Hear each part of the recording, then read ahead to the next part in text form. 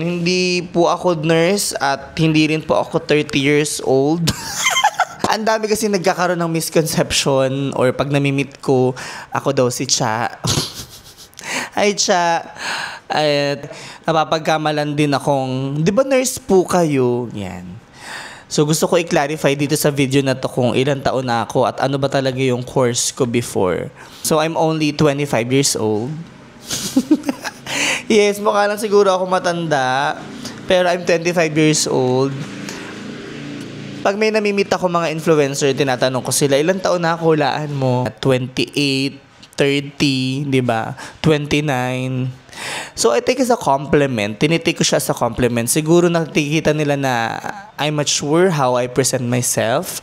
I'm mature on how I handle situation, how I speak. Pangalawa, ako po ay psychology major. Hindi po ako nurse. I graduate in Rizal Technological University sa may Boni Campus sa Mandaluyong. And psych major po ako, hindi po ako nurse. Mukha lang akong nurse kasi yung uniform namin kulay white. Hindi po ako nurse at hindi rin po ako 30 years old. I'm only 25 at ako po ay psychology major.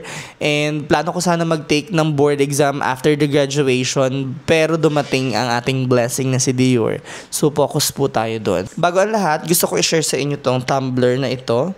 This one is from Kada. I think it's unisex naman. Sabi sa review na preserve daw yung temperature niya dito.